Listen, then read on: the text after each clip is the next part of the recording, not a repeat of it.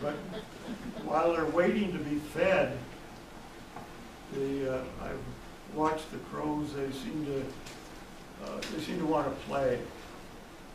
They're not just going to sit there waiting for food to come. They have to keep busy. And these are just having a tug of war over a piece of vegetation.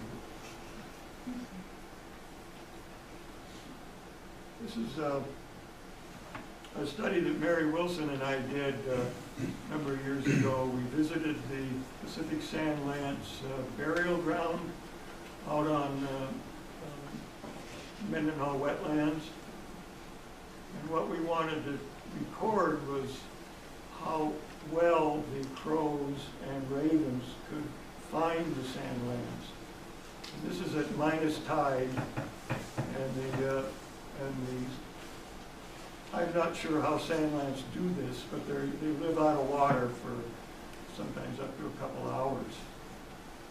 And they don't come to the surface, and the crows can find out where they are. And we, after several hours of observation, in 8 digs or less, they would come up with the sand lands. The gulls would stand around and just look at them in amazement. The gulls would never figure out how to find one. And they had to dig a fair ways down to get them. One thing that you probably notice is that when you see dead salmon around, especially the fresh ones, the eyes are usually missing.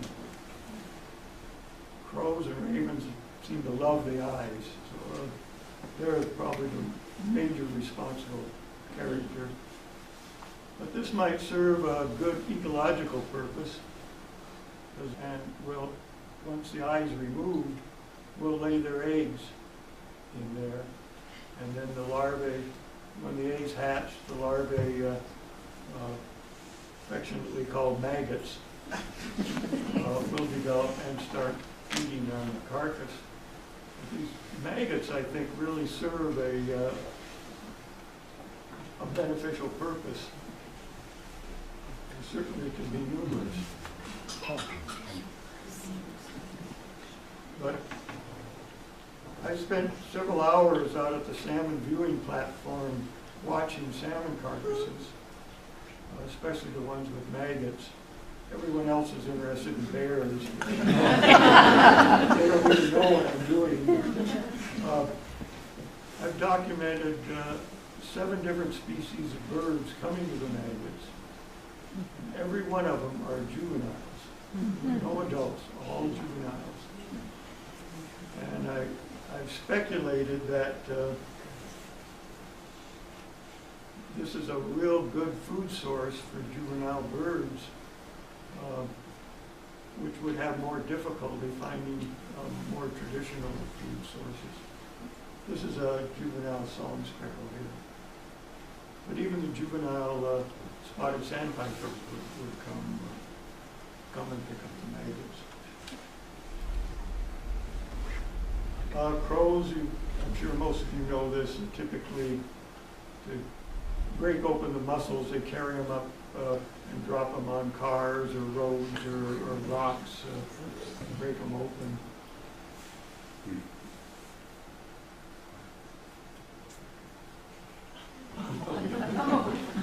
I've read that to make a silhouette of a male ptarmigan, that the other males will come around and attack it. And so I thought, well, this would be great for taking photographs up above the tram. So I blew up a photo and cut it out, and pasted it on cardboard and took it up there. And the ptarmigan weren't interested in it at all. So I just set it on the deck, and the crows came and were very interested in it. This is my pet red Lord Amazon parrot, who I named Raven. And then I ran a bed and breakfast for a while called Raven's Roost. people, guests would come in and wonder where the ravens were.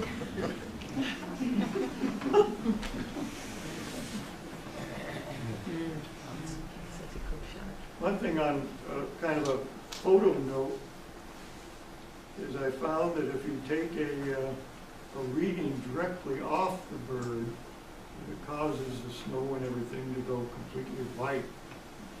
And I kind of like the effect that it gives, and so I've been not trying to get balanced photos as much as I used to. Just take readings right off the ravens. And also, I think it brings out their feathers a little bit better. Very difficult to photograph a black bird on white snow.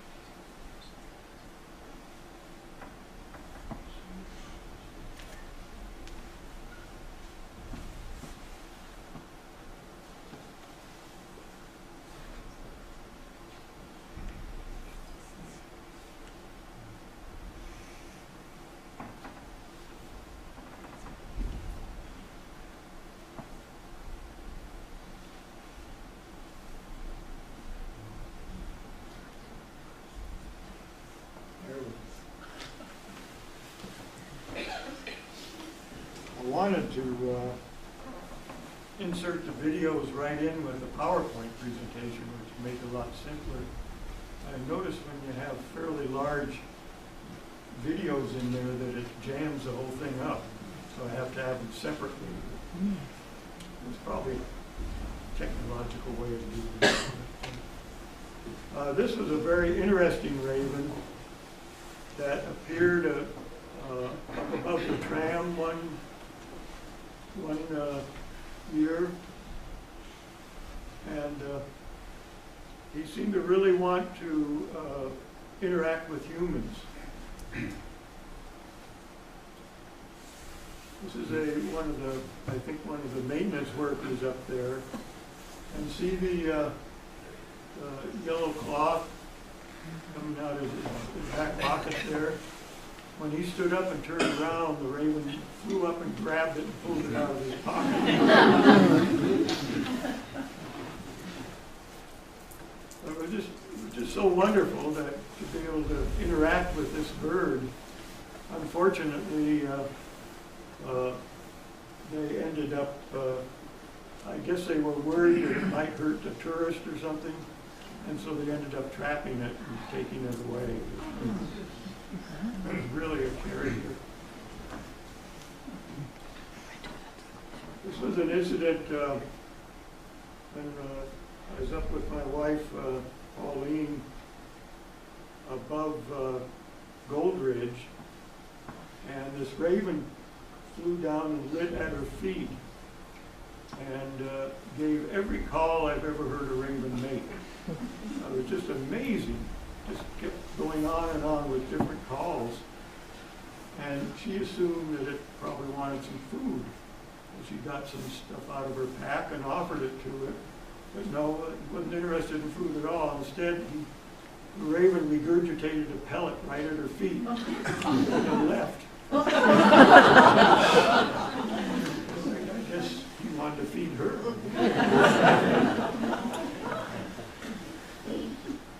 I think it's fascinating. One of my favorite things to do is to go up on Gold Ridge and sit and just watch the ravens up there.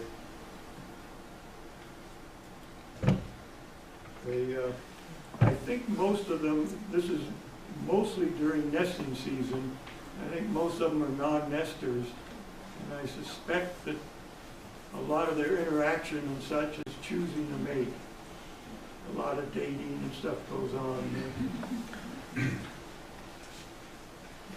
But they play a lot up there.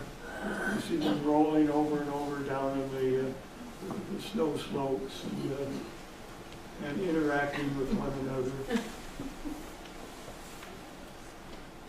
And they'll also make snowballs, and they'll even fly up into the air and pass one snowball to another as they're flying along.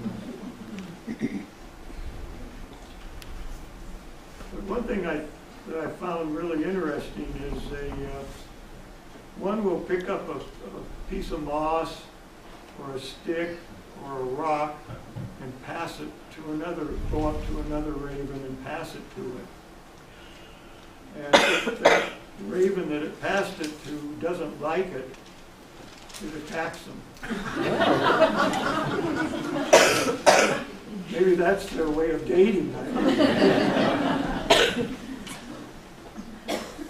And here's one passing a rock from one to another.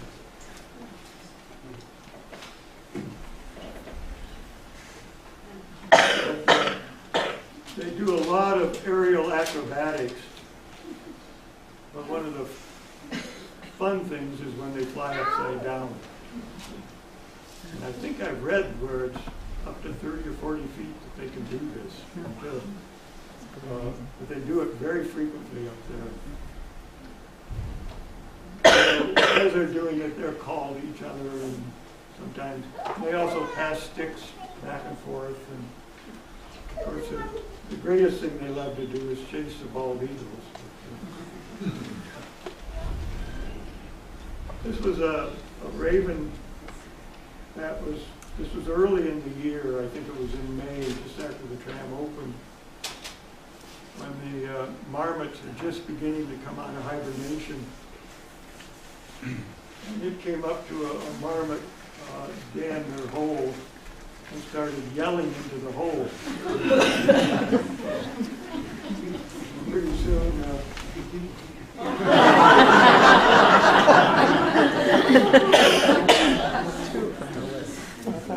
sort of like it's time to wake up.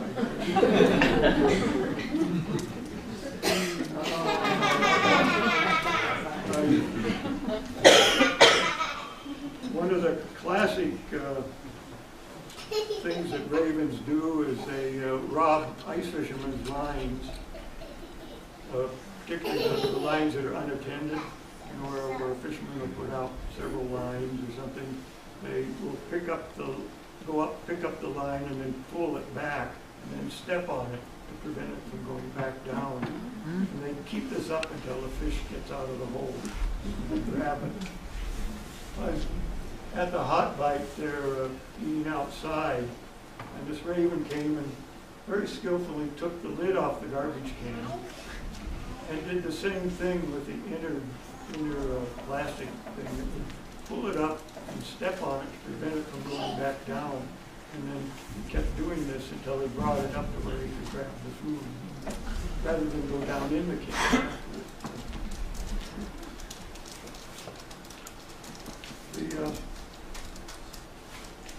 The pair of ravens at the Boy Scout camp can often be quite entertaining.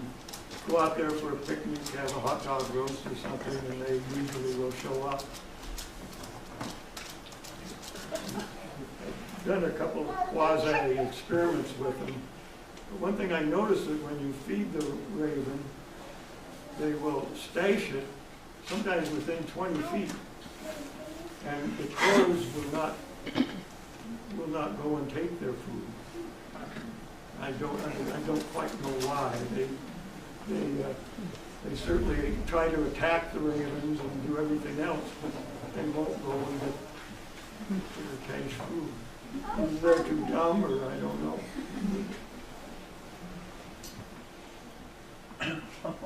But of course, when you roast hot dogs, they're not good for you. They're good for you when you're out there.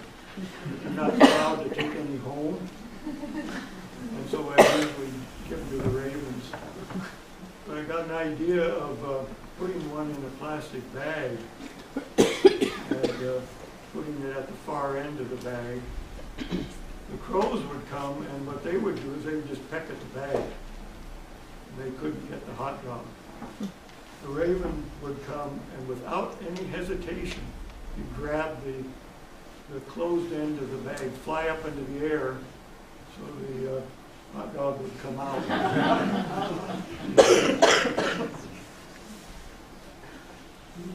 And I've done similar things with these plastic boxes that have kind of a snap lid that goes on them. And the crows will do the same thing. They peck at the box. But the raven comes and immediately goes right to the edge and pries it open to get the food.